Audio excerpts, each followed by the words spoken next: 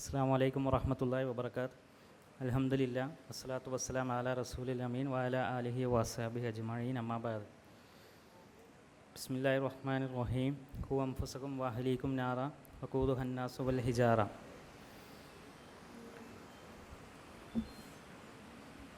28ാമത് പ്രോഫ്കോണിൻ്റെ ഉദ്ഘാടന വേദിയിലെ ആദ്യ സെഷനിലാണ് നമ്മളുള്ളത്. രക്ഷിതാക്കളും വിദ്യാർത്ഥികളും അടങ്ങിയ ഒരു മിക്സ്ഡ് സദസ്സിലാണ് നമ്മളിരിക്കുന്നത്.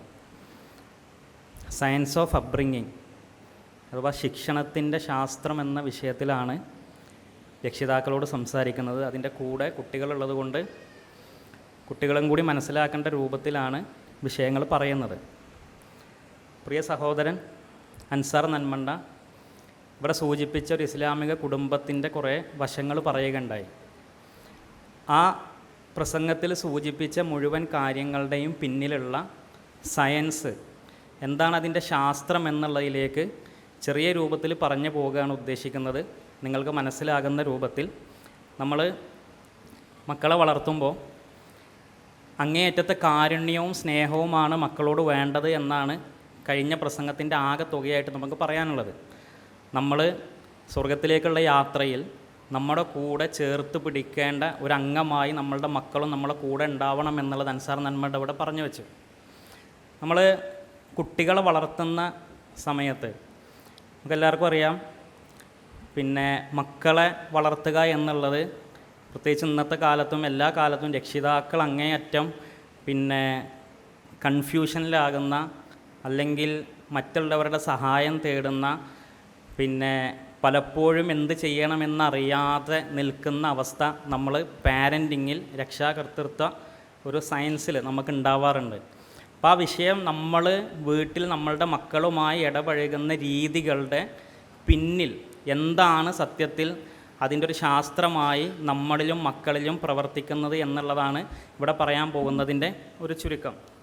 ഇതിൽ നമ്മൾ വീട്ടിൽ ചായ ഉണ്ടാക്കാറുണ്ടാവും. ഈ ചായ ഉണ്ടാക്കുന്ന സമയത്ത് നമ്മളെല്ലാവരും ഉണ്ടാക്കുന്ന ചായ വളരെ വ്യത്യസ്തമായ രുചിയിലായിരിക്കും ഉണ്ടാവുക. ഇനി അത് നമ്മൾ ഒരേ ചായപ്പൊടിയും ഒരേ പഞ്ചസാരയും ഒരേ പാലും ഉപയോഗിച്ചാണ് നമ്മളെല്ലാവരും ചായ ഉണ്ടാക്കുന്നുണ്ടെങ്കിലും എന്നാലും നമ്മളുണ്ടാക്കുന്ന ചായ എന്താവും, വ്യത്യസ്ത രുചിയായിരിക്കും. അതിനി ഒരേ കമ്പനിയുടെ പാലും ഒരേ കമ്പനിയുടെ ചായപ്പൊടിയും ഒരേ വെള്ളവും ഒരേ പഞ്ചസാരയും എടുത്തുണ്ടാക്കിയാലും ഒരേ അടുപ്പിലുണ്ടാക്കിയാലും ഒരു പക്ഷേ നമ്മളുണ്ടാക്കുന്ന ചായ വ്യത്യസ്ത രുചിയായിരിക്കും. നമ്മൾ ഒരിക്കലും നമ്മളുടെ മക്കൾ മറ്റുള്ളവരുടെ മക്കളെ കണ്ടിട്ട് അതേ രൂപത്തിലാകണം എന്നുള്ളതൊരിക്കലും നമ്മൾ ആഗ്രഹിക്കരുത്. അങ്ങനെ ഒരിക്കലും നമ്മളുടെ മക്കൾ ആകില്ല. കാരണം നമ്മളെങ്ങനെ മക്കളെ വളർത്തിയാലും നമ്മളുടെ മക്കളെല്ലാം വ്യത്യസ്തമായ രൂപത്തിലായിരിക്കും വരിക. നമ്മൾ ചായ ഉണ്ടാക്കാൻ പഞ്ചസാരയും പാലും ചായപ്പൊടിയും ചേർക്കുന്നത് പോലെ മക്കളെ വളർത്തിയെടുക്കാൻ നമ്മൾ ചേർക്കുന്ന 3 കാര്യങ്ങളാണ്. 1 ലവ്, 2 ലിമിറ്റ്, 3 ടൈം. അഥവാ സമയം വേണം, സ്നേഹം വേണം, നിയന്ത്രണങ്ങൾ വേണം. ഈ 3 സംഗതികൾ ചേർത്തുകൊണ്ടാണ് നമ്മൾ മക്കളെ വളർത്തിയെടുക്കേണ്ടത് എന്നുള്ളതാണ് പാരൻറ്റിങ് സയൻസിൽ പറയാറുള്ളത്. നമ്മൾ മക്കളെ വളർത്തുമ്പോൾ മക്കളിൽ നമ്മൾ കാണുന്ന സ്വഭാവ വിശേഷങ്ങൾ അത് നമ്മൾ വളർത്തുന്നത് കൊണ്ട് മാത്രമുള്ളതല്ല എന്നുള്ളത് നമ്മൾ മനസ്സിലാക്കുക. അതിന് നേച്ചർ നർച്ചർ എന്നാണ് പറയുക. അഥവാ കുട്ടി ജനിക്കുമ്പോൾ ജനിതകമായി തന്നെ കുട്ടികൾ ഉണ്ടാകുന്ന സ്വഭാവ സവിശേഷതകളുണ്ട്. അത് നമ്മളിൽ നിന്നും നമ്മളുടെ പൂർവ്വപിതാക്കളിൽ നിന്നുമെല്ലാം കുട്ടികൾക്ക് കിട്ടുന്നതാണ്. അപ്പോൾ ആ ഒരു ജെനറ്റിക്കലായിട്ടുള്ള വശങ്ങൾ കൂടി ഏകദേശം 50% കൊണ്ടുകൊണ്ടാണ് കുട്ടികൾ വളർന്നു വരുന്നത്. അതിൻ്റെ കൂടെ നർച്ചറിങ്ങിൻ്റെ ഭാഗമായി ആ കുട്ടിക്ക് നമ്മൾ സെറ്റ് ചെയ്ത് കൊടുക്കുന്ന എൻവിയോൺമെൻറ്റിൻ്റെ ഭാഗമായി ആ കുട്ടിയിലുണ്ടായി വരുന്ന സ്വഭാവ സവിശേഷതകളുണ്ട്. അത് നമ്മളുമായി ബന്ധപ്പെട്ടതാണ്. നമ്മളും കുട്ടിയുടെ ചുറ്റുമുള്ളവരും കുട്ടിയുമായി ഇടപഴകുന്നവരുടെയും എല്ലാം സ്വഭാവങ്ങളും രീതികളും ആ കുട്ടിയെ സ്വാധീനിക്കുന്നതിൻ്റെ ഫലമായിട്ടുണ്ടായി വരുന്നതാണ് ഈ നർച്ചറിങ്ങിൽ വരുന്നത്. നമ്മൾ ഈ കുട്ടിയെ വളർത്തുന്ന സമയത്ത് നമ്മൾ മനസ്സിലാക്കുക, മനുഷ്യരുടെ മക്കൾക്ക് മാത്രമാണ് ഇത്രമേൽ വളർത്തുന്നതിൽ പ്രാധാന്യമുള്ളത് എന്ന് നമ്മൾ മനസ്സിലാക്കുക. മനുഷ്യൻ ഒരു മാമലാണ് സ്പീഷീസിൻ്റെ ലോകത്ത് ഒരുപാട് സ്പീഷീസ് ഉണ്ട്. ആ സ്പീഷീസിൽ മാമൽസിനെ നമ്മൾ എടുത്തു നോക്കിയാൽ മാമൽസ് ഗർഭം ധരിച്ച് പ്രസവിച്ച് മുലയൂട്ടിക്കൊണ്ട് കുഞ്ഞുങ്ങളെ വളർത്തുന്ന ജീവവർഗ്ഗങ്ങളാണ്. ഈ മാമൽസിനെ 2 രൂപത്തിലാണ് പറയാറുള്ളത്. ഒന്ന് ആൾട്രീഷ്യൽ മാമൽസ് എന്നും മറ്റൊന്ന് പ്രീകോഷ്യൽ മാമൽസ് എന്നും പറയാറുണ്ട്. ഈ പ്രീകോഷ്യൽ മാമൽസ് എന്ന് പറഞ്ഞാൽ ജനിക്കുമ്പോൾ തന്നെ എല്ലാ കാര്യങ്ങളും സ്വന്തമായി ചെയ്യാൻ സ്വയം പര്യാപ്തമായി ജനിക്കുന്ന ജീവവർഗ്ഗങ്ങളാണ് പ്രീകോഷ്യൽ മാമൽസ് എന്നുള്ളത് പറയുക. അപ്പോൾ അവർക്ക് പിന്നെ ജനിച്ച ഉടനെ തന്നെ അവരുടെ സെൻസ് ഓർഗൻസ് എല്ലാം ആക്റ്റീവായിരിക്കും. അവർക്ക് ഭക്ഷണം കഴിക്കാനറിയും, നടക്കാനറിയും, ഓടാനറിയും. അവരൊന്നും പഠിപ്പിക്കേണ്ട ആവശ്യമില്ല. അവർക്ക് പ്രത്യേകിച്ച് രക്ഷിതാക്കളുടെ ആവശ്യവുമില്ല. എന്നാൽ ആൾട്രീഷ്യൽ മാമൽസ് എന്ന് പറഞ്ഞ വിഭാഗത്തിന് അവർക്ക് ജനിച്ചു കഴിഞ്ഞ ഉടനെ അവരുടെ സ്വയം കാര്യങ്ങളൊന്നും ചെയ്യാനുള്ള ശേഷി ഉണ്ടാവില്ല. അവരുടെ കാഴ്ചകൾ കണ്ടു തുടങ്ങുന്നതിനെ കുറച്ച് കഴിഞ്ഞിട്ടായിരിക്കും, അവർ നടക്കാൻ തുടങ്ങുന്നതിനെ കുറച്ച് കഴിഞ്ഞിട്ടായിരിക്കും, അവർ സ്വന്തമായി ഭക്ഷണം കഴിക്കുന്നത് കുറച്ച് കഴിഞ്ഞിട്ടായിരിക്കും. നമ്മളറിയാം, ലോകത്തുള്ള മുഴുവൻ ജീവവർഗങ്ങളിലും ഏറ്റവും കൂടുതൽ സമയം എടുത്ത് സ്വയം പര്യാപ്തത നേടുന്ന ഒരേ ഒരു വിഭാഗം അത് മനുഷ്യൻ മാത്രമാണ്. ഏകദേശം 12 വർഷത്തോളം എടുക്കും മനുഷ്യൻ്റെ കുട്ടി സ്വയം പര്യാപ്തതാവാൻ. നമ്മളെ വീട്ടിൽ ആടിനെ വളർത്തുന്നുണ്ടെന്ന് വിചാരിക്കുക. ആട്, അപ്പോൾ നമ്മളുടെ വീട്ടിലൊരു കുട്ടി ജനിക്കുന്നു, അതേ ദിവസം തന്നെ നമ്മളെ വീട്ടിൽ ആടും പ്രസവിക്കുന്നു. ആടിനും കുട്ടിക്കും ഒരേ ബർത്ത്ഡേ ആണ്, ഒരേ ബർത്ത് ഡേറ്റ് ആണ്. അങ്ങനെയാണെങ്കിൽ നമ്മുടെ കുട്ടി ജനിച്ച് പിന്നെ ആ കുട്ടി ഏകദേശം ഒരു 5-6 മാസം കഴിഞ്ഞ് ആ കുട്ടി ഒന്ന് കമിഴ്ന്ന് കടന്ന്, പിന്നീടൊരു 8 മാസം 10 മാസമൊക്കെ ആകുമ്പോൾ ആ കുട്ടി ഒന്ന് മുട്ടുകുത്തി നിന്ന്, പിന്നെ അതൊന്ന് എണീറ്റ് പിടിച്ച് നിന്ന്, പിന്നെ ഒന്ന് പതുക്കെ നടക്കാൻ തുടങ്ങി, പിന്നെ 1-2 വാക്ക് സംസാരിക്കാൻ തുടങ്ങി. അങ്ങനെ ആ കുട്ടി ഒരു സെൻറ്റൻസൊക്കെ സ്ട്രക്ചർ ചെയ്ത് സംസാരിക്കാനും ഓടാനൊക്കെ തുടങ്ങുമ്പോൾ തന്നെ ഏകദേശം 4 വയസ്സ് 5 വയസ്സാവും. ഇതിൽ ഈ ഓരോ ഘട്ടവും നമ്മളുടെ കുടുംബത്തിൽ വലിയ ആഘോഷമായിരിക്കും. അത് ഫോട്ടോ എടുക്കലും അത് കുടുംബ ഗ്രൂപ്പുകളിലേക്ക് ഷെയർ ചെയ്യലുമൊക്കെ ആയി നമ്മൾക്കൊക്കെ വലിയ സന്തോഷം നൽകുന്നതാണ് ഈ ഓരോ ഘട്ടവും. പക്ഷേ ഇവൻ ഒരു സെൻറ്റൻസ് സ്ട്രക്ചർ ചെയ്ത് സ്വന്തം കാലിൽ ഓടാനും ഭക്ഷണം കഴിക്കാനൊക്കെ തുടങ്ങുന്ന സമയമാകുമ്പോൾ ഇവൻ്റെ കൂടെ അതേ വീട്ടിൽ അതേ ദിവസത്തിൽ ജനിച്ച ആ ആട് അത് മറ്റൊരാടിനെ പ്രസവിച്ചിട്ടുണ്ടാവും. കാരണം ആടിൻ്റെ തലച്ചോർ അത്രമേൽ വേഗത്തിൽ വളരുന്നു എന്നുള്ളതാണ്. മനുഷ്യൻ്റെ തലച്ചോർ വളരാൻ ഇത്രമേൽ സമയമെടുക്കുന്നു. വളരെ സ്ലോവിലാണ് മനുഷ്യൻ്റെ തലച്ചോർ വളർന്നു വരുന്നത് എന്നുള്ളത് നമ്മൾ മനസ്സിലാക്കുക. നമ്മൾ പാരൻ്റൽ ബിഹേവിയേഴ്സ് പല ടൈപ്പ് ഉണ്ട്. നമ്മളെല്ലാവരും പിന്നെ ഇടപഴകുന്ന പാരൻ്റൽ രീതികൾ പല തരത്തിലുള്ളതാണ്. അതിൽ തന്നെ നമ്മൾ പ്രധാനമായിട്ട് മനസ്സിലാക്കേണ്ടത് പാരൻറ്റിങ്ങിൽ നമ്മൾ ഒരു കുട്ടിക്ക് 2 രക്ഷിതാക്കൾ എന്നാണ് നമ്മൾ പറയുക. ഒരു പാരൻറ്റും ഒരു കോ പാരൻറ്റും.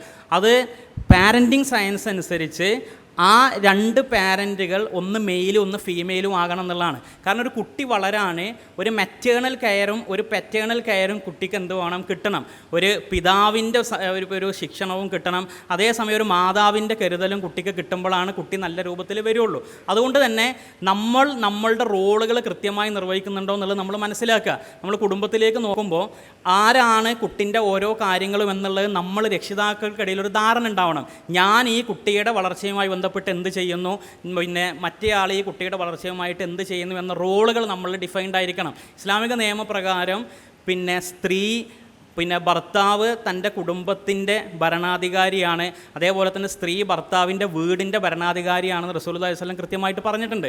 നമ്മളുടെ സ്ത്രീൻ്റെ ശരീരത്തിലേക്ക് നോക്കുകയാണെങ്കിൽ സ്ത്രീ ശരീരത്തിലെ ഓരോ അവയവങ്ങളും സ്ത്രീ ശരീരത്തിലെ ഓരോ സൂക്ഷ്മാംശങ്ങളിലേക്കും നമ്മൾ കണ്ണോടിച്ചാൽ അത് ഒരു നർച്ചറിങ്ങിന് വേണ്ടി പ്രത്യേകം തയ്യാറാക്കപ്പെട്ടിട്ടുള്ളതെന്ന് നമുക്ക് കൃത്യമായിട്ട് മനസ്സിലാവും. പുരുഷൻ്റെ ശരീരത്തിലേക്ക് നമ്മൾ കണ്ണോടിച്ചാൽ സൂക്ഷ്മതലത്തിൽ നമ്മൾ നോക്കിയാൽ നമുക്ക് മനസ്സിലാവുക പുരുഷ ശരീരത്തിൻ്റെ ഓരോ അവയവങ്ങളും ഓരോ ഘടനയും അത് സംവിധാനിക്കപ്പെട്ടിട്ടുള്ളത് അത് യാത്ര ചെയ്യാനും അതേപോലെ തന്നെ അധ്വാനിക്കാനും കുടുംബത്തിന് വേണ്ട അതിൻ്റെ ഒരു സാമ്പത്തിക ഭദ്രതയ്ക്ക് വേണ്ടിയിട്ട് പ്രത്യേകം സംവിധാനിക്കപ്പെട്ടതാണെന്നുള്ളത് പുരുഷ ശരീരം നോക്കിയാൽ നമ്മൾ മനസ്സിലാവും. ഇസ്ലാം സ്ത്രീക്കും പുരുഷനും നൽകിയൊരു പ്രൈമറി റെസ്പോൺസിബിലിറ്റി എന്ന് പറഞ്ഞാൽ ഇതാണ്. അഥവാ സ്ത്രീക്ക് നർച്ചറിങ്ങിൻ്റെ ഡ്യൂട്ടിയാണ് പ്രൈമറി റെസ്പോൺസിബിലിറ്റി. പുരുഷന് സാമ്പത്തികമായ ഭദ്രത കുടുംബത്തിന് ഉണ്ടാക്കി കൊടുക്കലാണ് പ്രൈമറി ഡ്യൂട്ടി എന്ന് പറയുന്നത്. ഈ പ്രൈമറി ഡ്യൂട്ടിയിൽ നിന്ന് നമ്മൾ തെറ്റിപ്പോകുന്ന പക്ഷം അത് പുരുഷൻ തൻ്റെ ഡ്യൂട്ടിയിൽ നിന്ന് തെറ്റിയാലും സ്ത്രീ തൻ്റെ ഡ്യൂട്ടിയിൽ നിന്ന് തെറ്റിയാലും അത് കുടുംബത്തിൽ ചില വിള്ളലുകൾ ഉണ്ടാക്കും. ആ വിള്ളലുകൾ ഏറ്റവും കൂടുതൽ ബാധിക്കുക കുട്ടികളായിരിക്കും കൂടിയും സാന്ദർഭികമായി ഇതിൻ്റെ കൂടെ നമ്മൾ മനസ്സിലാക്കുക. നമ്മളെങ്ങനെ വളർത്തിയാലും നമ്മളുടെ മക്കൾ പെർഫെക്റ്റ് ആവും എന്നുള്ളത് നമ്മൾ ഒരിക്കലും വിചാരിക്കരുത്. പക്ഷെ നമ്മളുടെ ഭാഗത്തു നിന്ന് അപാകതകൾ വരുന്നില്ല എന്നുള്ളത് നമ്മൾ ഉറപ്പാക്കണം. നമ്മൾ പ്രവാചകന്മാരുടെ മക്കളിലേക്ക് നോക്കിയാൽ നമുക്ക് മനസ്സിലാവും പ്രവാചകന്മാർ അള്ളാഹുവിൽ നിന്നുള്ള വഹി അനുസരിച്ച് ജീവിക്കുന്നവരാണ്. അവർ കുടുംബമായി ജീവിച്ചവരാണ്. അവർ മറ്റുള്ളവർക്ക് മാതൃകയായി ജീവിച്ചവരാണ്. നമ്മൾ നൂഹ് നബി അലൈഹി സ്വലാമിൻ്റെ കുടുംബത്തിലേക്ക് നോക്കുമ്പോൾ അദ്ദേഹത്തിൻ്റെ മകൻ വഴി വഴിപിഴച്ച് പോയത് ഖുർആനിൽ നമ്മൾക്ക് കാണാൻ കഴിയും.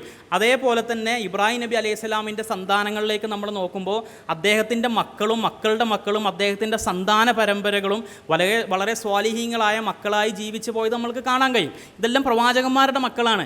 യാക്കൂബ് നബി അലൈഹി സ്വലാമിൻ്റെ മക്കളിലേക്ക് നമ്മൾ നോക്കുമ്പോൾ അതിൽ ചില മക്കൾ സ്വാലിഹീങ്ങളായതും ചില മക്കൾ പഴിച്ചു പോയതുമായിട്ട് നമുക്ക് കാണാൻ കഴിയും. അഥവാ ഒരേ പ്രവാചകൻ വളർത്തിയ മക്കളിൽ തന്നെ അദ്ദേഹത്തിൻ്റെ ചില മക്കൾ സ്വാലിഹീങ്ങളായി നല്ല രൂപത്തിൽ വരുമ്പോൾ ചില മക്കൾ പിഴച്ചു പോയതായിട്ട് നമ്മൾക്ക് കാണാൻ കഴിയും. അതുകൊണ്ട് തന്നെ നമ്മൾ വളർത്തുന്ന മക്കൾ പൂർണ്ണമായും ഇനി എല്ലാ സയൻസ് നിയമങ്ങളും ഖുർആനും ഹദീസും ഉപയോഗിച്ച് വളരെ പെർഫെക്റ്റ് ആയിട്ട് വളർത്തിയാലും ആ മക്കൾ വഴിപിഴച്ച് പോകാനുള്ള സാധ്യത ഉണ്ട്. അത് അള്ളാഹുവിൽ നിന്നുള്ളൊരു തീരുമാനമാണ് എന്നുള്ളത് നമ്മൾ മനസ്സിലാക്കുക.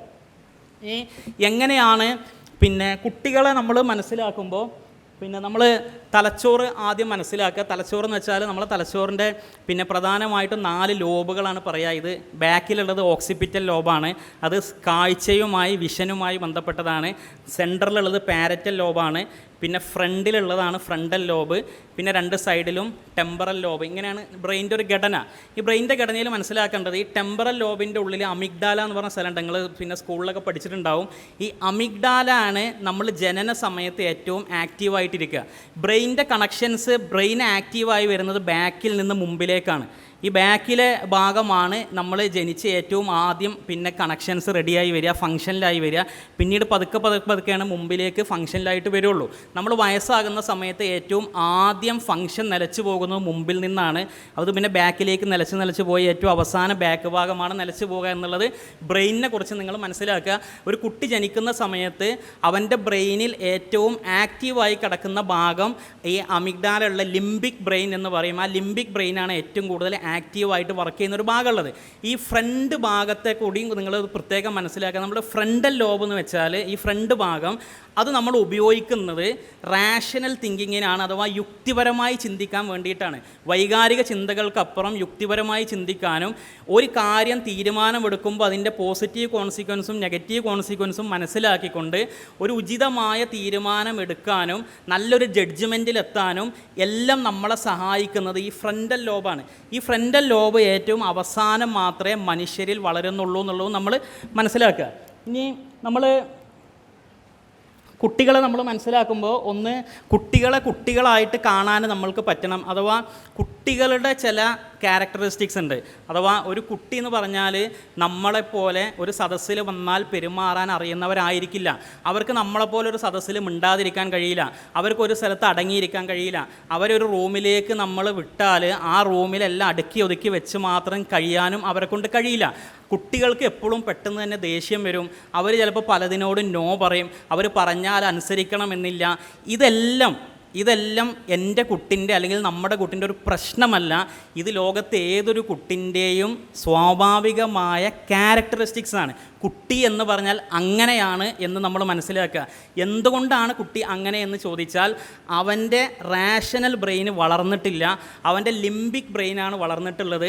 ലിംബിക് ബ്രെയിൻ ഇടപെടുന്നത് ഇമോഷൻസുമായിട്ടാണ്. അഥവാ ഇമോഷനുകൾ മാത്രമാണ് കുട്ടിക്ക് പ്രകടിപ്പിക്കാൻ കഴിയുക. യുക്തിപരമായ ഒരു കാര്യം പ്രകടിപ്പിക്കാനോ ചിന്തിക്കാനോ തീരുമാനമെടുക്കാനോ കുട്ടിക്ക് ശേഷിയില്ല. കുട്ടിൻ്റെ തലച്ചോറിൻ്റെ ആ ഭാഗം വളർന്നിട്ടില്ല എന്നുള്ളത് നമ്മൾ മനസ്സിലാക്കുക. പക്ഷെ മുതിർന്നവരായ നമ്മളുടെ ഫ്രണ്ടൽ ബ്രെയിൻ വളർന്നതാണ്. അതുകൊണ്ട് തന്നെ നമുക്ക് റാഷണലായിട്ട് ചിന്തിക്കാൻ കഴിയും, നമ്മൾക്ക് നല്ല തീരുമാനം എടുക്കാൻ കഴിയും. അതുകൊണ്ട് തന്നെ കുട്ടികളുടെ സ്വഭാവം നമ്മളിൽ ഉണ്ടാകാൻ പാടില്ല. നമ്മളൊരു സദസ്സിൽ വന്നിട്ട് ഒച്ചപ്പാടുണ്ടാക്കുക, നമ്മൾ ഒരു റൂമിൽ പോയാലെല്ലാം വൃത്തികേടാക്കിയിടുക, നമ്മളൊരു സ്ഥലത്ത് അടങ്ങി ഒതുങ്ങി ഇരിക്കാതിരിക്കുക, നമ്മളെപ്പോഴും കുട്ടികളോട് ദേഷ്യപ്പെടുക, നമ്മളെപ്പോഴും അനുസരണക്കേട് കാണിക്കുക. ഇത് മുതിർന്നവർ ഒരിക്കലും ചെയ്യാൻ പാടില്ല. കാരണം മുതിർന്നവർക്ക് അങ്ങനെ ചെയ്യാതിരിക്കാനും ചിന്തിക്കാനുമുള്ള ശേഷിയുണ്ട്. കാരണം അവരുടെ ഫ്രണ്ടൽ ബ്രെയിൻ റാഷണൽ ബ്രെയിൻ വളർന്നിട്ടുണ്ട്. ഇനി എങ്ങനെയാണ് ഈ ബ്രെയിൻ വർക്ക് ചെയ്യണത് എന്നുള്ളത് നോക്കുക. നമ്മളൊരു കാര്യം ഈ അമിഗ്ഡാല വർക്ക് ചെയ്യുന്നൊരു സിസ്റ്റം എന്ന് പറഞ്ഞാൽ, ഇപ്പോൾ നമ്മൾ എന്തുകൊണ്ടാണ് കുട്ടികൾ കൂടുതൽ സ്ട്രെസ്സിലേക്ക് പോകുന്നതെന്ന് നോക്കിയാൽ ഇതിൻ്റെ ഒരു സയൻസ് പഠിച്ചാൽ നമുക്ക് മനസ്സിലാവും. അപ്പോൾ സാധാരണ നമ്മളൊരു പേടിക്കുന്നൊരു വസ്തുവിനെ കണ്ടു എന്ന് വിചാരിക്കുക. ഒരു നായയെ നമ്മൾ പെട്ടെന്ന് വഴിയിൽ നിന്ന് കണ്ടാൽ ആ നായയെ കണ്ടാൽ കാണുന്നതോടുകൂടി നമ്മളുടെ ഹൈപ്പോതലാമസ് അത് പിന്നെ സെൻസർ ചെയ്ത് നമ്മളുടെ അമിഗ്ഡാലയ്ക്ക് സിഗ്നൽ കൊടുക്കും. ഈ അമിഗ്ഡാല എന്താണെന്ന് വെച്ചാൽ ഇമോഷൻസ് വേഗം ഇതാക്കും. അപ്പോൾ പേടി എന്നുള്ള ഇമോഷനാണ് നമുക്ക് വരിക. പേടി എന്നുള്ള ഇമോഷൻ വരുമ്പോൾ കോർട്ടിസോൾ എന്നുള്ള ഹോർമോൺ റിലീസാവും. കോർട്ടിസോൾ എന്നുള്ള ഹോർമോൺ റിലീസാകുന്ന സമയത്ത് പിന്നെ നമുക്ക് സ്ട്രെസ്സ് കൂടും. കോർട്ടിസോൾ എന്ന് പറഞ്ഞാൽ സ്ട്രെസ്സ് കൂട്ടുന്ന ഹോർമോണാണ്. നമുക്ക് ഭയങ്കര ഇടങ്ങാറുണ്ടാവും. അപ്പോൾ നമ്മൾ ഈ അമിഗ്ഡാല ഈ ഫിയർ ക്രിയേറ്റ് ചെയ്യുമ്പോൾ, ട്രിഗർ ചെയ്യുമ്പോൾ നമുക്ക് കോർട്ടിസോൾ ഹോർമോൺ വരും. നമ്മൾ പെട്ടെന്ന് എന്ത് ചെയ്യും, നമ്മൾ പെട്ടെന്ന് പേടിക്കും, ഭയങ്കര സ്ട്രെസ്ഫുള്ളാവും.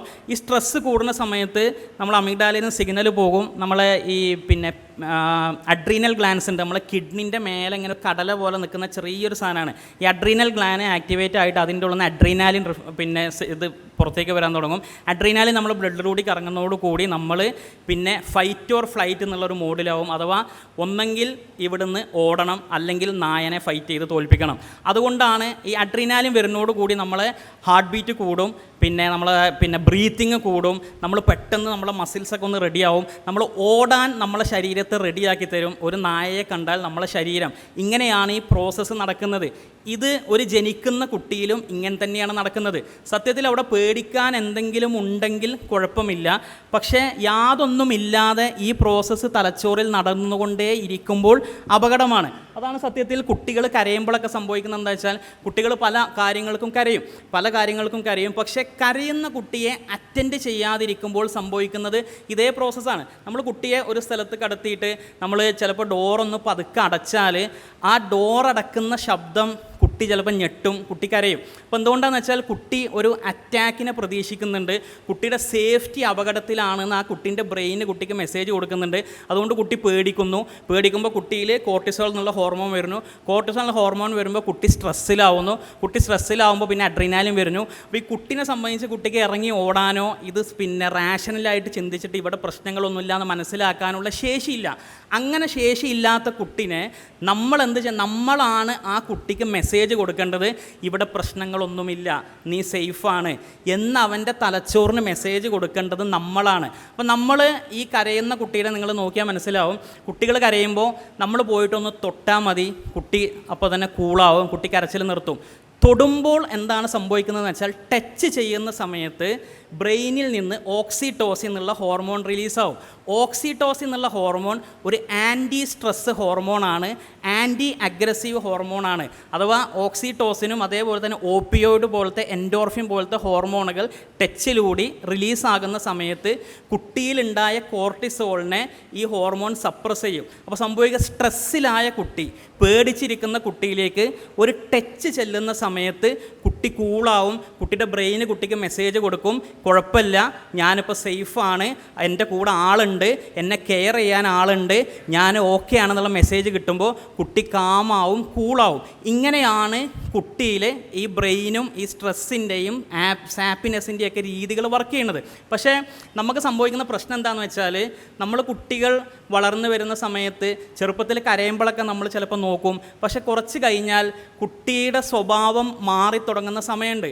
കുട്ടി ചെറുതായിട്ട് ചിന്തിച്ചു തുടങ്ങുന്ന സമയം, കുട്ടി നമ്മൾ പറഞ്ഞത് കേൾക്കാതാവുന്ന സമയം, ഈ സമയത്ത് കുട്ടി വല്ലാതെ ദേഷ്യം കാണിക്കുന്ന സമയത്ത് നമ്മൾ ചെയ്യുന്നത് എന്താ വെച്ചാൽ നമ്മൾ അതിനേക്കാൾ ദേഷ്യത്തിൽ കുട്ടിയോട് ഷൗട്ട് ചെയ്യും.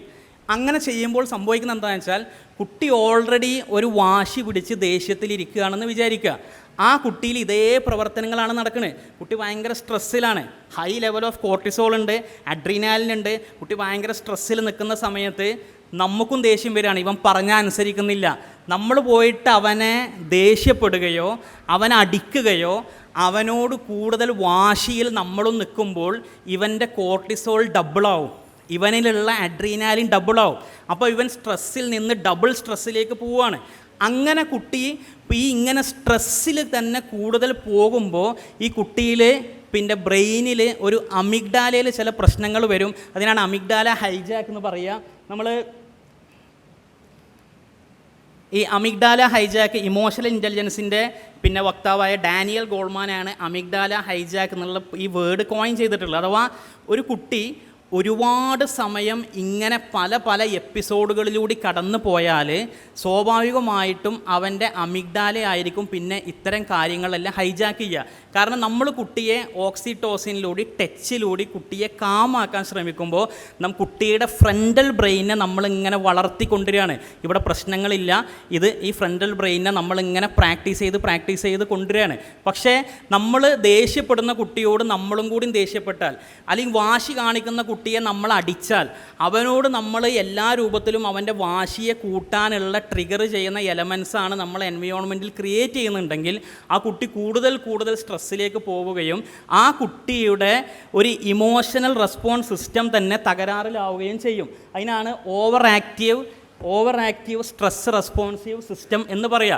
അഥവാ ഈ കുട്ടി പിന്നെ വളർന്നു വരുന്ന സാഹചര്യത്തിൽ ഭാവിയിൽ എപ്പോഴും എല്ലാത്തിനോടും വൈകാരികമായിട്ടേ പ്രതികരിക്കുള്ളൂ, എന്തിനോടും അഗ്രസീവായിരിക്കും, എന്തിനോടും ദേഷ്യമായിരിക്കും. കാരണം അവൻ്റെ ഫ്രണ്ടൽ ബ്രെയിന് ഈ ഇമോഷണൽ ബ്രെയിനെ കാമാക്കാനുള്ള പ്രാക്ടീസിങ് കിട്ടിയിട്ടില്ലാത്തത് കൊണ്ട് തന്നെ ഈ കുട്ടി എപ്പോഴും ഈ രൂപത്തിലായിരിക്കും പെരുമാറുക. അപ്പോഴാണ് കുട്ടി പിന്നെ 10ാം ക്ലാസ്സും പ്ലസ് ടുവിലും കോളേജിലൊക്കെ എത്തുമ്പോൾ ഇവൻ ഭയങ്കര പ്രശ്നമാണ്, ക്ലാസ്സിൽ അടങ്ങിയിരിക്കുന്നില്ല എന്നിങ്ങനെ ടീച്ചേഴ്സ് നമ്മളോട് പറയുന്നത് ചെറുപ്പത്തിൽ ഈ ഓക്സിറ്റോസിൻ റിലീസും ഈ കാംനെസ്സും ഒന്നും കുട്ടിക്ക് കിട്ടാത്തതിൻ്റെ ഒരു പ്രശ്നമായിട്ട് സൈക്കോളജിസ്റ്റുകൾ പറയുന്നത് കാണാൻ. ഞാൻ നേരത്തെ പറഞ്ഞ് ശ്രദ്ധിക്കുക, നെയ്ച്ചറും നർച്ചറും ഉണ്ട്, ജെനറ്റിക്കലായിട്ടും ഇതേ പ്രശ്നങ്ങൾ വരാം. പക്ഷേ എൻവയോൺമെൻറ്റിൽ നിന്ന് നമ്മളുടെ ഇടപെടൽ മൂലം ഇതേപോലത്തെ പ്രശ്നങ്ങൾ വരാം.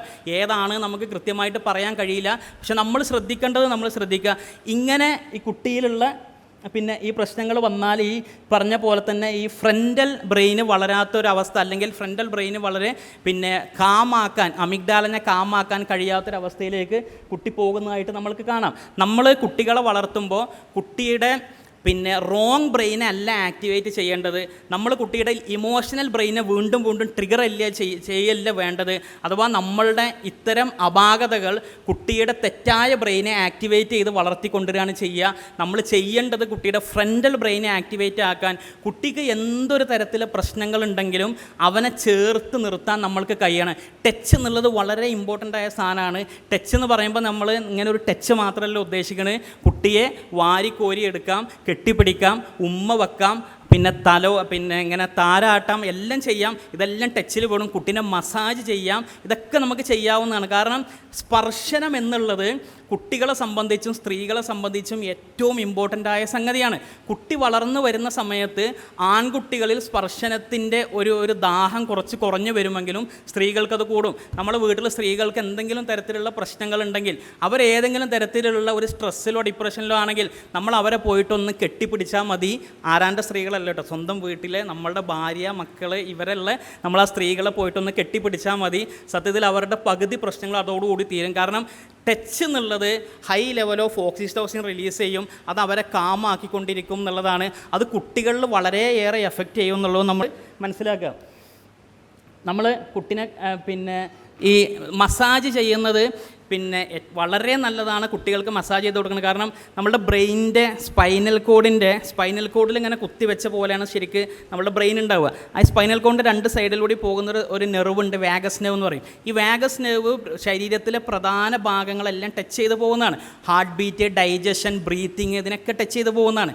മനസ്സും ശരീരവുമായിട്ടുള്ള ഒരു കണക്ഷനാണ് വാഗസ് നെർവ് എന്നൊക്കെ പറയുന്നുണ്ട്. ഈ വാഗസ് നെർവ് സത്യത്തിൽ ടച്ച് വാഗസ് നെർവിനെ സ്റ്റിമുലേറ്റ് ചെയ്യുകയാണ് ചെയ്യുന്നത്. വാഗസ് നെർവിനെ സ്റ്റിമുലേറ്റ് ചെയ്യുമ്പോൾ നമ്മൾ എത്ര സ്ട്രെസ്സിലാണെങ്കിലും നമ്മുടെ ബ്രീത്ത് നോർമലാവും, നമ്മുടെ ഡൈജഷൻ നോർമലാവും, നമ്മുടെ ഹാർട്ട് ബീറ്റ് നോർമലാവും, നമ്മൾ ഏത് സിറ്റുവേഷനിലും നമ്മൾ കൂളാവും. അപ്പോൾ എപ്പോഴും നമ്മൾ സ്ട്രെസ്സായ കുട്ടിനെ, ദേഷ്യപ്പെട്ടിരിക്കുന്ന കുട്ടിനെ നമ്മൾ വളരെ കാമാക്കാനാണ് നമ്മൾ ശ്രദ്ധിക്കേണ്ടത്. നമ്മൾ അവരോട് ദേഷ്യപ്പെടുന്നത് കുട്ടിയിൽ നേരെ ഓപ്പോസിറ്റായ എഫക്റ്റാണ് ഉണ്ടാക്കുക എന്നുള്ളത് മനസ്സിലാക്കുക. നമ്മൾ വീട്ടിൽ 2 പാരൻസ് നിർബന്ധമാണെന്ന് പറഞ്ഞു. ഏതെങ്കിലും കാരണവശാൽ നമ്മൾ പ്രവാസികളായ ആളുകളെ ഉദ്ദേശമല്ല, ഏതെങ്കിലും ഒരു പാരൻറ്റിൻ്റെ നാട്ടിലുണ്ടായാലും ഇല്ലെങ്കിലും ഈ രക്ഷാകർതൃത്വത്തിൽ പാരൻറ്റിങ്ങിൽ ഒരു പാരൻറ്റിൻ്റെ ഇൻവോൾവ്മെൻറ്റ് കുറഞ്ഞു പോകുന്നത് കുട്ടിയിൽ ദൂരവ്യാപകമായ ഇതേപോലത്തെ പ്രശ്നങ്ങളുണ്ടാവും. ഇപ്പോൾ സിംഗിൾ പാരൻറ്റിൽ വളർത്തപ്പെടുന്ന കുട്ടികളിൽ വളരെ കൂടുതലായിട്ടുള്ള പല പ്രശ്നങ്ങളുള്ളതായിട്ടൊക്കെ ഒരുപാട് പഠനങ്ങളുണ്ട്. പ്രത്യേകിച്ച് ഉമ്മമാർ മാത്രം വളർത്തുന്ന കുട്ടികളിൽ കണ്ടക്ട് ഡിസോർഡേഴ്സ് പോലത്തെ കുറേ ഡിസോർഡേഴ്സ് വ്യാപകമായി കണ്ടുവരുന്ന ഒരു സമയം കൂടിയാണ്. അപ്പോൾ പാരൻറ്റിൻ്റെ ഇൻവോൾവ്മെൻറ്റും ഫാദറിൻ്റെ ഇൻവോൾവ്മെൻറ്റും മദറിൻ്റെ ഇൻവോൾവ്മെൻറ്റും ഒരുപോലെ ആവശ്യമായ ഒന്നാണ് പാരൻറ്റിങ്. നമ്മൾ പിന്നെ കുട്ടികളോട് പിന്നെ കണ്ടീഷണൽ ലവ് ആണ് നമ്മൾ എപ്പോഴും ചെയ്യുക. കണ്ടീഷനിലും അൺകണ്ടീഷനിലും ഉണ്ട്. അഥവാ നമ്മളെപ്പോഴും കുട്ടികളോട് സംസാരിക്കുക, ഇത് ചെയ്താൽ അത് തരാം, ഇത് ചെയ്യാതിരുന്നാൽ ഇത് തരാം, അല്ലെങ്കിൽ നീ ഇത് ചെയ്താൽ നിനക്ക് ഇത് തരില്ല, ഇതെല്ലാം കണ്ടീഷനിലാണ്. കണ്ടീഷനിലാവാം. പക്ഷേ സ്ഥിരമായി നമ്മൾ കണ്ടീഷനിലൂടെ കുട്ടികളോട് സംസാരിച്ചാൽ കുട്ടി വിചാരിക്കുക എനിക്ക് കിട്ടുന്ന സ്നേഹം മുഴുവൻ കണ്ടീഷനിലാണ്. നമുക്ക് നിയമങ്ങൾ അതിൻ്റെ വഴിക്ക് വിടാം, പക്ഷേ സ്നേഹത്തിനൊരിക്കലും നമ്മൾ കണ്ടീഷൻ വെക്കരുത്. നമ്മളെപ്പോഴും ചെയ്യേണ്ടത് ലവ് ബേസ്ഡ് പാരൻറ്റിംഗ് ആണ്. നേരത്തെ അൻസാർ നന്മൻ്റെ പറഞ്ഞു കുട്ടികളോട് കാണിക്കേണ്ട കാരുണ്യത്തെക്കുറിച്ച്, സ്നേഹത്തെക്കുറിച്ചെല്ലാം. പവർ ബേസ്ഡ് പാരൻറ്റിംഗ് ആണ് നോർമലി നമ്മളെല്ലാവരും ചെയ്യുന്ന രീതി. അബദ്ധവശാൽ അത് ലവ് ബേസ്ഡ് ആക്കി മാറ്റണം. എന്താണ് പവർ ബേസ്ഡ് പാരൻറ്റിംഗ്? കുട്ടി ഒരു കാര്യം അനുസരിക്കുന്നില്ല, എന്നാൽ എൻ്റെ അധികാരം ഉപയോഗിച്ച് ഞാൻ അവനെ കൊണ്ട് അനുസരിപ്പിക്കും എന്ന കാര്യമാണ് പവർ ബേസ്ഡ് പാരൻറ്റിംഗ് എന്നുള്ളത്. അഥവാ ഞാൻ അവനെ ഭീഷണിപ്പെടുത്തും. ദേഷ്യപ്പെടുന്നത് നമ്മൾ അവനെ ഭീഷണിപ്പെടുത്തും, അവനെ ബ്ലാക്ക് മെയിൽ ചെയ്യും, അവനെ ഉപദ്രവിക്കും, അടിച്ചുകൊണ്ട് വേദനിപ്പിക്കും, എന്നിട്ടെല്ലാം അവനെ കൊണ്ടൊരു കാര്യം നമ്മൾ സാധിപ്പിക്കും. എന്നിട്ടൊരു പ്രശ്നം എന്താണെന്ന് വെച്ചാൽ, രണ്ട് പ്രശ്നങ്ങൾ. ഒന്ന്, നേരത്തെ പറഞ്ഞ പോലെ ഈ സമയത്ത് കുട്ടിൻ്റെ ഈ പറഞ്ഞ പോലെ അമിഗ്ഡാല ഹൈജാക്ക് ചെയ്യപ്പെടുകയാണ് ഇങ്ങനത്തെ നിരന്തരമുള്ള എപ്പിസോഡുകളിലൂടെ. രണ്ടാമത്തത്, കുട്ടി പഠിക്കുന്നത് പവർ ഉപയോഗിച്ചാൽ നമ്മളെക്കാൾ താഴെയുള്ളവരെ അനുസരിപ്പിക്കാം എന്നൊരു പാഠം കുട്ടി പഠിക്കുന്നുണ്ട്. ഈ പാഠം കുട്ടി പ്രാവർത്തികമാക്കുക ഒന്ന് അവൻ്റെ താഴെയുള്ള അവൻ്റെ സഹോദരങ്ങളിലാണ്. രണ്ടാമത്തത്, സ്കൂളുകളിലോ മറ്റ് മേഖലകളിലേക്കോ അവൻ പോകുമ്പോൾ അവൻ്റെ പവറിന് താഴെയുള്ള ആളുകളെ അനുസരിപ്പിക്കാനുള്ളൊരു മാർഗമായി ഈ പവർ അവൻ ഉപയോഗിക്കും. അതുകൊണ്ടാണ് കുട്ടി താഴെയുള്ളവരെ നമ്മൾ ചെയ്ത് അതേപോലെ തന്നെ കുട്ടികൾ ഭീഷണിപ്പെടുത്തുന്നത്, അടിക്കുന്നത്, എല്ലാം ചെയ്യുന്നത് നമ്മളിൽ നിന്ന് അങ്ങനൊരു ശീലം അല്ലെങ്കിൽ അങ്ങനെ ഒരു സിസ്റ്റം അവൻ പഠിച്ചത് കൊണ്ടാണ് എന്നുള്ളതും നമ്മൾ മനസ്സിലാക്കുക. ഈ കുട്ടികൾ അനുസരിക്കുന്നില്ല എന്നുള്ള പ്രശ്നം നമുക്ക് എല്ലാവർക്കും ഉള്ള പ്രശ്നമാണ്.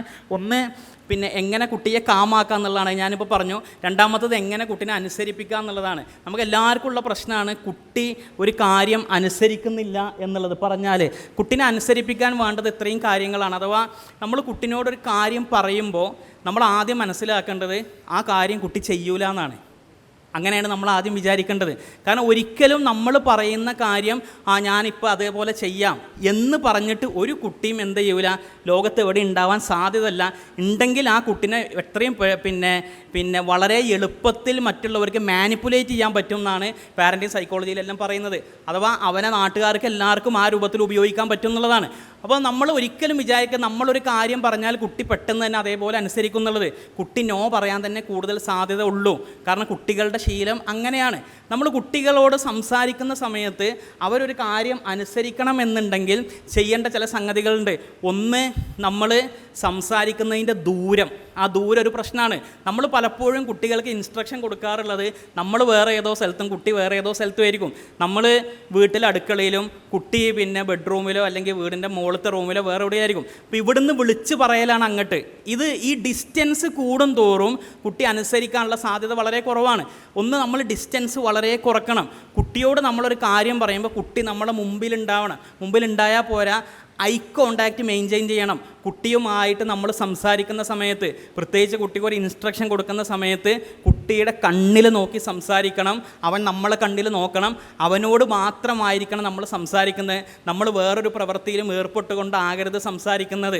ഈ ഐ കോണ്ടാക്റ്റ് കഴിഞ്ഞാൽ നമ്മളൊരു ടച്ച് ഉണ്ടാവണം സംസാരിക്കുന്ന സമയത്ത്. നമുക്ക് അവൻ്റെ തോളിൽ കൈവച്ച് സംസാരിക്കാം, അവൻ്റെ കയ്യിൽ പിടിച്ചുകൊണ്ട് സംസാരിക്കാം. ഈ ടച്ചോട് കൂടി സംസാരിക്കുമ്പോൾ അത് അനുസരിക്കാനുള്ള സാധ്യത കൂടുതലാണ്. അതേപോലെ നമ്മൾ ഒരു ചിരിയോടുകൂടി സംസാരിക്കുക, നമ്മൾ വളരെ കാമായിട്ട് സംസാരിക്കുക. ദേഷ്യപ്പെട്ട് സംസാരിച്ചാൽ നേരത്തെ പറഞ്ഞ സാധനങ്ങളെല്ലാം നടക്കുകയുള്ളൂ. അതുകൊണ്ട് തന്നെ ഈ രൂപത്തിൽ ഇത്രയും കാര്യം നമ്മൾ വളരെ അടുത്ത് നിൽക്കുക, ഐ കോണ്ടാക്റ്റ് മെയിൻറ്റെയിൻ ചെയ്യുക. നമ്മൾ ചിരിച്ചുകൊണ്ട് കാമായിട്ട് അവൻ്റെ മേലൊരു ടച്ച്, അവൻ്റെ തോളിൽ കൈയിട്ടിട്ടൊക്കെ സംസാരിക്കാൻ ശ്രമിച്ചാൽ എന്നാലും അവൻ നോ പറയാൻ സാധ്യതയുണ്ട്. കാരണം കുട്ടികൾ എപ്പോഴും നോ പറയാൻ തന്നെയാണ് സാധ്യത എന്ന് നമ്മൾ മനസ്സിലാക്കുക. എൻ്റെ കുട്ടിയാണ്, ഞാൻ പറഞ്ഞാൽ അനുസരിക്കണം എന്നൊരു അഹങ്കാരം നമുക്കുണ്ടെങ്കിൽ അങ്ങനെ ചെയ്യാനുള്ള സാധ്യത കുറവാണ്. ഞങ്ങൾക്കൊരു റസൂലിൻ്റെ ജീവിതത്തിൽ നിന്നൊരു കഥ പറഞ്ഞുതരാം. റസൂലുള്ളാഹി സ്വല്ലല്ലാഹു അലൈഹി വസല്ലം റസൂലുള്ളാഹി സ്വല്ലല്ലാഹുവിൻ്റെ കൂടെ താമസിച്ചിരുന്ന ആളാണ് അനസ് റളിയല്ലാഹു അൻഹു. ഏകദേശം കുട്ടിയായിരിക്കുമ്പോൾ 10 വർഷത്തോളം പ്രവാചകൻ സല്ലല്ലാഹു അലൈഹി വസല്ലമയുടെ കൂടെ വീട്ടിൽ പല ജോലികളിലായിട്ട് നിന്നിട്ടുണ്ട്. പ്രവാചകൻ്റെ വീട്ടിലൊരു കുട്ടിയായിട്ട്. അനസ് റളിയല്ലാഹു അൻഹു റിപ്പോർട്ട് ചെയ്യുന്നൊരു ഹദീസ് ഉണ്ട്. ആ ഹദീസിൽ പറയുന്നത് ഇങ്ങനെയാണ്: ഞാൻ പ്രവാചകൻ്റെ വീട്ടിൽ നിൽക്കുന്ന സമയത്ത് ഏകദേശം 10 വർഷത്തോളം നിന്നിട്ടുണ്ട്. അപ്പോൾ ഒരിക്കൽ പ്രവാചകൻ എന്നോടൊരു സ്ഥലം വരെ പോകാൻ പറഞ്ഞു. നമ്മൾ കുട്ടികളോട് പറയില്ലേ, ഒന്ന് റേഷൻ പീടി പോയോ അല്ലെങ്കിൽ സാധനം വാങ്ങിച്ചു കൊണ്ടിരുന്ന് പറയില്ലേ, അതേപോലെ നബി പിന്നെ അനസ് റളിയല്ലാഹുവിനോട് പറഞ്ഞു, നീ ഒന്നൊരു സ്ഥലം വരെ പോയിട്ടൊരു കാര്യം ചെയ്യണമെന്ന് പറഞ്ഞു. അപ്പോൾ അനസ് റളിയല്ലാഹു പറഞ്ഞു, വല്ലാഹി ഞാൻ പോവില്ല. നബിയോടാണ് പറയുന്നത്, വല്ലാഹി ഞാൻ പോവില്ല. എന്നിട്ട് അനസ് റളിയല്ലാഹു പറയാൻ ഞാൻ കരുതി അള്ളാഹുവിൻ്റെ റസൂലാണല്ലോ പറയണത്, ഒരു നബിയാണല്ലോ, അതുകൊണ്ട് പോകാമെന്ന് വിചാരിച്ചു, അല്ലെങ്കിൽ ഞാൻ പോകില്ലായിരുന്നു. അപ്പോൾ നബിയാണല്ലോ പറയണമെന്ന് കരുതിയിട്ട് ഞാൻ എന്ത് ചെയ്തു, പോയി.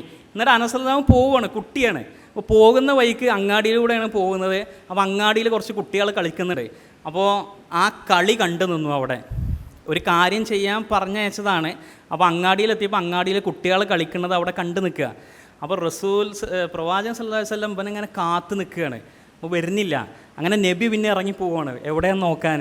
അപ്പോൾ അങ്ങനെ നോക്കുമ്പോൾ ഇവൻ അങ്ങാടിയിൽ കുട്ടികൾ കളിക്കുന്നത് നോക്കി നിൽക്കുകയാണ്. അപ്പോൾ നമ്മളെന്ത് ചെയ്യും എന്നുള്ളതൊന്ന് മനസ്സിലാലോചിച്ച് നോക്കുക. ഒരു കുട്ടീനെ വിട്ടിട്ട് ഇങ്ങനെയാണെങ്കിൽ റസൂലുള്ളാഹി സ്വല്ലല്ലാഹു അലൈഹി വസല്ലം എന്ത് ചെയ്തു? അനസ് റളിയല്ലാഹു അൻഹു ഹദീസിൽ പറയുന്നുണ്ട്, ഞാൻ ആ കുട്ടികൾ കളിക്കുന്നത് കണ്ടു നിൽക്കുക. അപ്പോൾ റസൂലുള്ളാഹി സ്വല്ലല്ലാഹു അലൈഹി വസല്ലം പുറകിലൂടെ വന്ന് എൻ്റെ തോളിൽ കൈവച്ചു. അപ്പോൾ ഞാൻ തിരിഞ്ഞു നോക്കി. അപ്പോൾ പ്രവാചകൻ എന്നെ നോക്കി പുഞ്ചിരിച്ചു. എന്നിട്ട് വിളിച്ചു, യാ ഉനൈസ്. ഉനൈസ് എന്നുള്ളത് സ്നേഹത്തോടെ വീട്ടിൽ വിളിക്കുന്ന പേര്. നമുക്കൊക്കെ ഉണ്ടാവില്ല വീട്ടിൽ എമ്മിയും വിളിക്കുന്ന പേര്. അനസ് എന്നാണ് ശരിക്കുള്ള പേര്.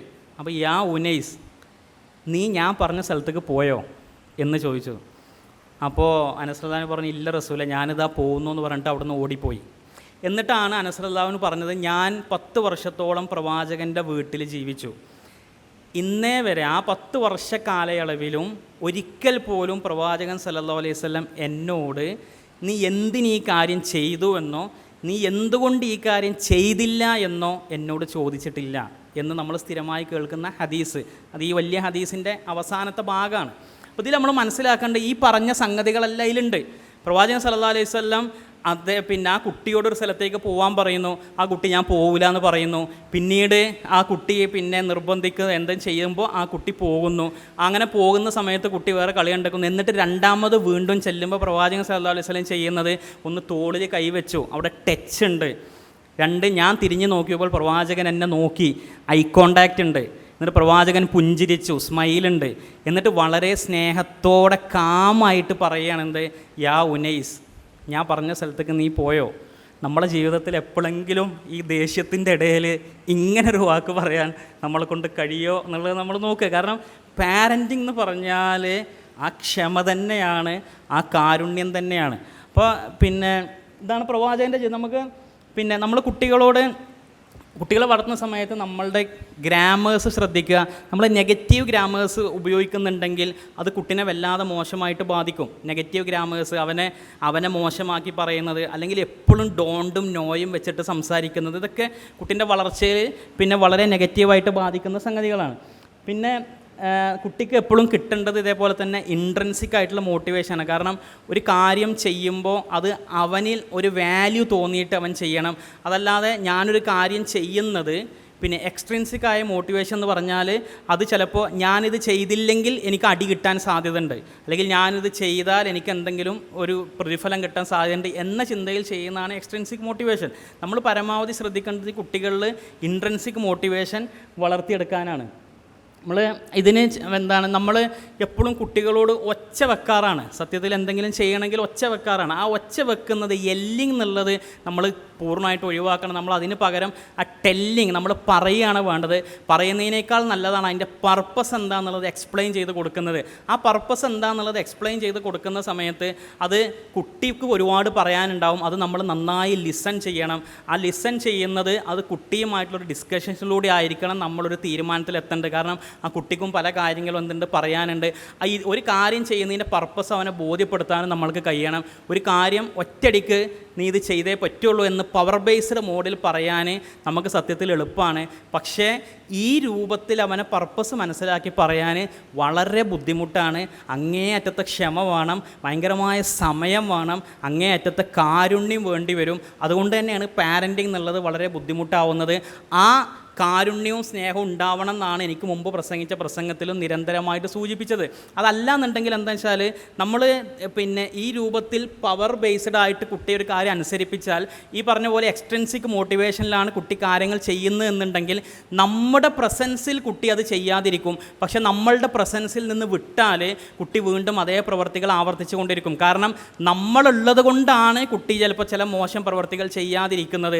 നമ്മളില്ലാതെ കുട്ടി സ്കൂളിലോ മറ്റേതെങ്കിലും കളിസ്ഥലങ്ങളിലോ ആണെങ്കിൽ നമ്മൾ ഉദ്ദേശിച്ച കുട്ടിയിൽ നിന്ന് പോയി എന്ന് വിചാരിച്ച സംഗതി അത് കുട്ടി വീണ്ടും ചെയ്തുകൊണ്ടിരിക്കും. അതെന്തുകൊണ്ടാണെന്ന് വെച്ചാൽ എക്സ്ട്രിൻസിക് മോട്ടിവേഷനിലാണ് കുട്ടിയെല്ലാം ചെയ്യുന്നത് എന്നുള്ളത് കൊണ്ടാണ്. നമ്മൾ കുട്ടികൾക്ക് പലപ്പോഴും ഉണ്ടാവുന്ന ഒന്നാണ് റെക്കഗ്നീഷൻ ഹങ്കർ. പലപ്പോഴും നല്ല നിർബന്ധമായിട്ടും ഉണ്ടാവും. ആ റെക്കഗ്നീഷൻ ഹങ്കർ മാറണമെങ്കിൽ നമ്മളും കുട്ടിയുമായിട്ട് നല്ല ഇടപെടലുകൾ ഉണ്ടാവണം എന്നുള്ളതാണ്.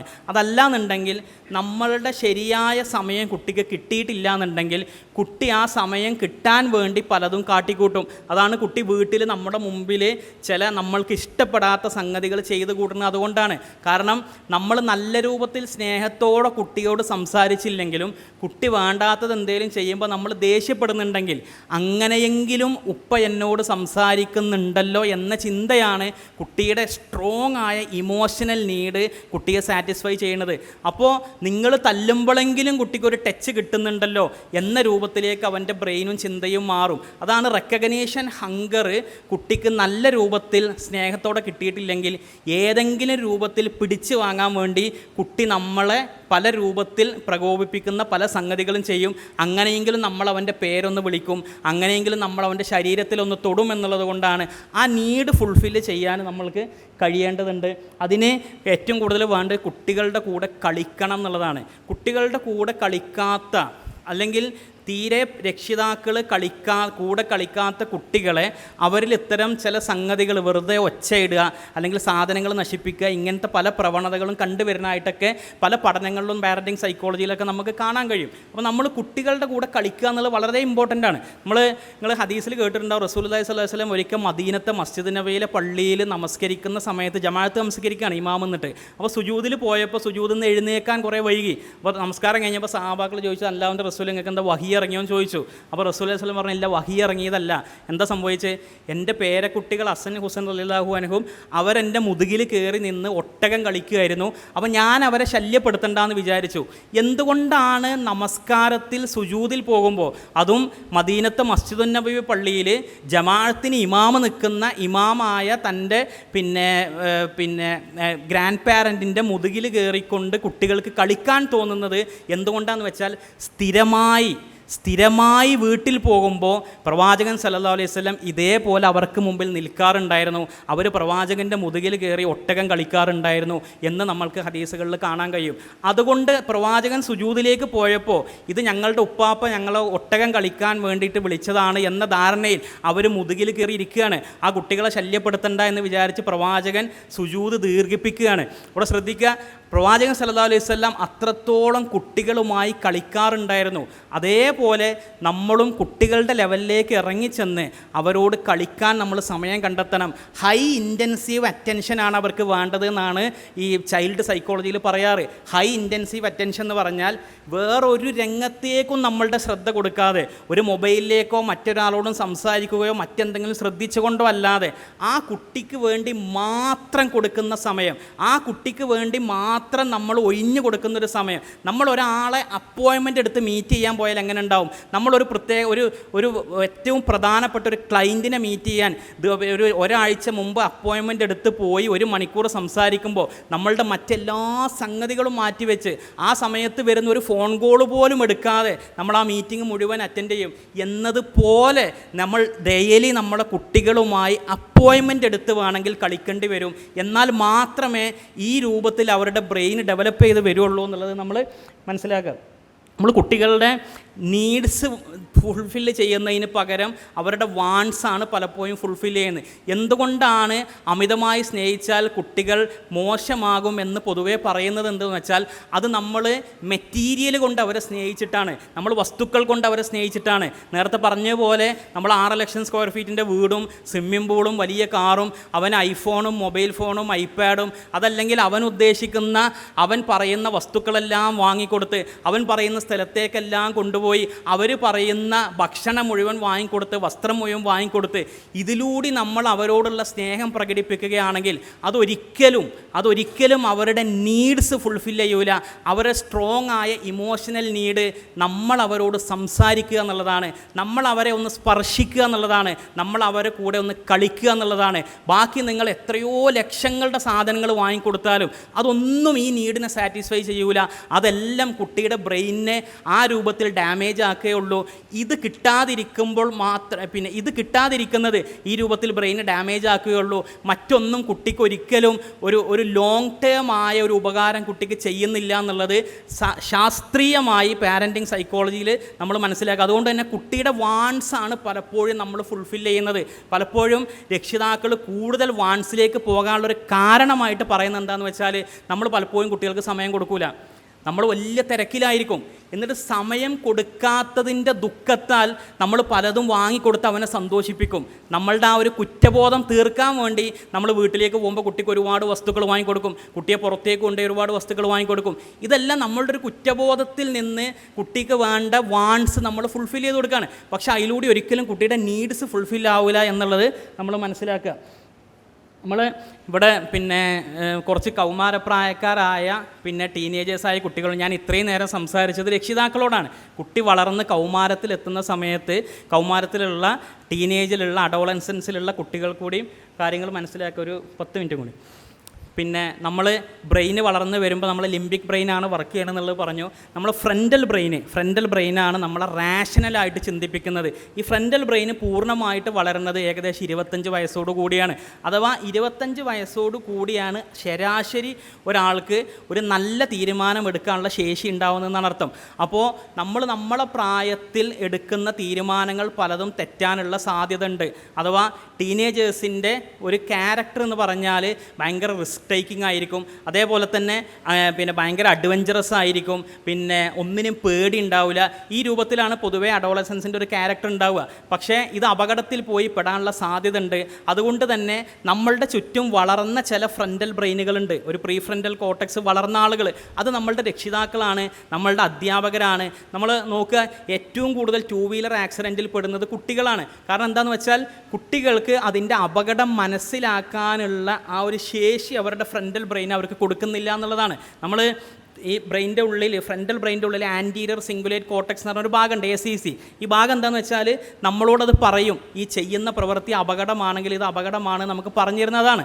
ഏറ്റവും കൂടുതൽ വെള്ളച്ചാട്ടത്തിൽ പോയി മരിക്കുന്നത് ഈ പ്രായത്തിലുള്ള കുട്ടികളാണ്. കാരണം അവരുടെ ഫ്രണ്ടൽ ബ്രെയിൻ അവരോട് പറയുന്നില്ല ഇതിലൊരു അപകടമുണ്ട് എന്നുള്ളത്. അവർക്ക് അഡ്വഞ്ചറസ് ആയിട്ടാണ് അത് ഫീൽ ചെയ്യുള്ളൂ. പക്ഷെ നിങ്ങൾ നോക്ക്, പ്രായമുള്ള നമ്മളുടെ ഒരു മുതിർന്ന നമ്മളുടെ മാതാപിതാക്കൾ, നമ്മളുടെ പിതാവ് ബൈക്കിൽ പോകുമ്പോൾ ഒരിക്കലും ഫ്രണ്ട് വീല് പൊക്കിയിട്ട് റോഡിലൂടെ പോകാറില്ല. കാരണം എന്താണെന്ന് വെച്ചാൽ നമ്മുടെ പിതാവിൻ്റെ ബ്രെയിന് അദ്ദേഹത്തോട് പറയുന്നുണ്ട് ഇങ്ങനെ പോകുന്നത് അപകടമാണ്, അത് മനസ്സിലാക്കാനുള്ള ബുദ്ധി അയാൾക്കുണ്ട്. പക്ഷേ നമ്മൾ കുട്ടികൾ ഫ്രണ്ട് വീല് പൊക്കി പോകുമ്പോൾ നമ്മളുടെ ബ്രെയിന് നമുക്കത് പറഞ്ഞു തരുന്നില്ല. ആ ഭാഗം വളർന്നിട്ടില്ല, വളർന്നു വരുന്നേ ഉള്ളൂ. അതുകൊണ്ട് ഇങ്ങനത്തെ ഒരുപാട് സംഗതികൾ നമ്മൾ ചെയ്യും. അതുകൊണ്ട് എന്ത് തീരുമാനങ്ങൾ എടുക്കേണ്ടി വന്നാലും ഇത്തരം വിഷയങ്ങളിൽ നമ്മളുടെ ചുറ്റുമുള്ള ചില കറങ്ങുന്ന ബ്രെയിനുകളുണ്ട്, സാറ്റലൈറ്റ് ബ്രെയിനുകൾ. ആ ബ്രെയിനുകൾ നമ്മളുടെ ഉമ്മാൻ്റെ ബ്രെയിനാണ്, ഉപ്പാൻ്റെ ബ്രെയിനാണ്, അധ്യാപകരുടെ ബ്രെയിനാണ്. അവർ ചില സംഗതികളിൽ നമ്മളെ തടയും. ആ തടയുന്ന സംഗതികളിൽ നിന്ന് ഒഴിഞ്ഞു നിൽക്കാൻ നമ്മൾക്ക് കഴിയണം എന്നുള്ളത് നമ്മൾ മനസ്സിലാക്കാം. നമ്മൾ കുട്ടികളുടെ നീഡ്സ് അല്ല വാൺസ് അല്ല ഫുൾഫില്ല് ചെയ്യേണ്ടത്, നീഡ്സാണ് ഫുൾഫില്ല് ചെയ്യേണ്ടത്. നമ്മൾ പലപ്പോഴും നമ്മളുടെ സമൂഹം എന്നുള്ളത് ഒരു ചൈൽഡ് സെൻറ്റേർഡ് സൊസൈറ്റി എന്നാണ് നമ്മൾ പലപ്പോഴും പറയാറ്. പക്ഷേ നമ്മളുടെ സമൂഹം ചൈൽഡ് സെൻറ്റേർഡാണ്. കാരണം ഒരുപാട് കുട്ടികൾക്കുള്ള നിയമങ്ങളുണ്ട്, കുട്ടികളുമായി ബന്ധപ്പെട്ട ഒരുപാട് അവകാശ പ്രശ്നങ്ങളുണ്ട്, എല്ലാം ഉണ്ട്. പക്ഷേ കുട്ടികൾക്കും വേണ്ടി നമ്മൾ ഒരുപാട് അധ്വാനിക്കുന്നുണ്ട്, വിദ്യാഭ്യാസം കൊടുക്കുന്നുണ്ട്, എല്ലാം ചെയ്യുന്നുണ്ട്. പക്ഷേ ഇതെല്ലാം ഒരു ചൈൽഡ് സെൻറ്റേർഡ് സൊസൈറ്റിനെ ഡെവലപ്പ് ചെയ്യുമ്പോഴും നമ്മളുടെ സൊസൈറ്റി ഒരു ചൈൽഡ് ഫ്രണ്ട്ലി ആണോ എന്ന് ചോദിച്ചാൽ ചൈൽഡ് ഫ്രണ്ട്ലി അല്ല എന്നാണ്. കാരണം കുട്ടിയുടെ സ്ട്രെസ്സ് അപ്പോഴും കുറയുന്നില്ല എന്നുള്ളതും നമ്മൾ മനസ്സിലാക്കുക. നമ്മൾ പാരൻറ്റിങ്ങിൽ ഏറ്റവും കൂടുതൽ വേണ്ടത് പിന്നെ കാരുണ്യവും ക്ഷമയാണ്. ഞാൻ പറഞ്ഞു അങ്ങേയറ്റത്തെ ക്ഷമ വേണം. ഇന്നമാ അംവാലക്കും ഔലാദക്കും ഫിത്ന, കുട്ടികളും സമ്പത്തും സന്താനങ്ങളും നിങ്ങൾക്കുള്ള പരീക്ഷണമാണെന്നാണ്. പരീക്ഷണത്തിൻ്റെ സമയത്താണ് നമ്മൾ ക്ഷമ കാണിക്കേണ്ടതെന്ന് നമുക്കറിയാം.